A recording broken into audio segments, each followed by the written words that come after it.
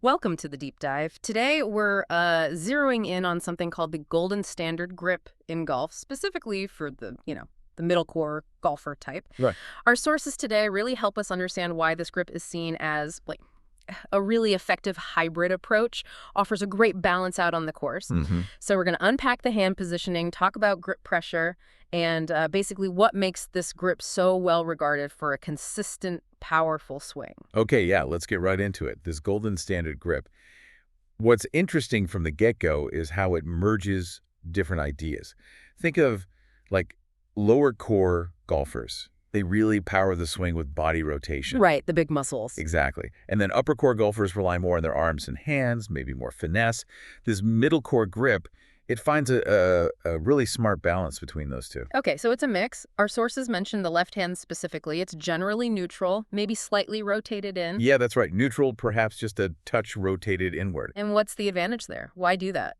Well, that slight inward turn, it helps you feel really connected to your body, throughout the entire swing. It lets you use that core power we talked about, but without losing control of the club face at impact. Ah, It's kind of the sweet spot compared to a grip that's fully rotated for just raw power. gotcha.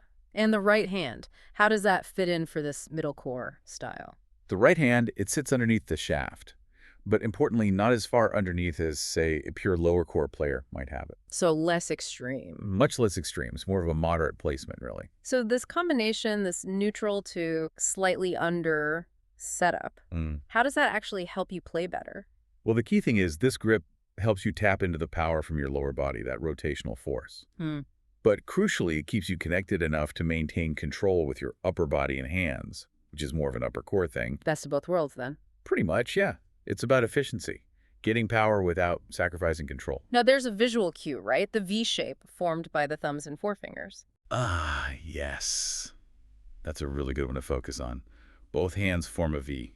Where should those V's be pointing for this specific grip? For this golden standard middle core grip, you want those V's pointing somewhere between your chin and your right shoulder. Okay. That's kind of the target zone. If they're pointing there, you're likely in a good spot. Not straight up. Got it. Okay, let's switch gears slightly how the grip feels. Pressure. Our sources talk about balanced pressure. Right. What does that actually mean in your hands? Yeah, this is interesting too. It's another middle ground situation. Middle core golfers tend to use pressure that's, well, not too tight, not too loose.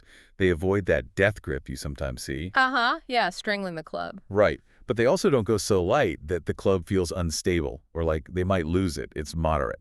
And why is finding that specific pressure so important? What does it do for the swing? Understanding this is really key.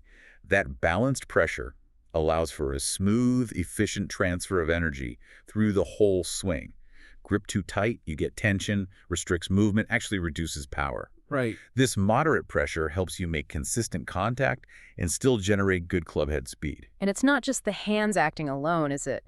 The grip seems to encourage a certain flow for the whole body. Absolutely. The sources really emphasize that. It's about a coordinated effort, body rotation, arm swing, hand action, all working together. It's this synchronization, this sequence, that lets middle core golfers leverage the strengths of both styles, the lower core power and the upper core control. Which leads to a swing that's, more adaptable, more reliable under pressure. Exactly that. Because you're blending elements, the resulting motion tends to be very repeatable. And that's gold in golf, right? Especially when the pressure's on. Consistency is key. Our sources also mention this grip finding a middle ground, even in the swing plane itself. Not too upright, not too shallow. Precisely.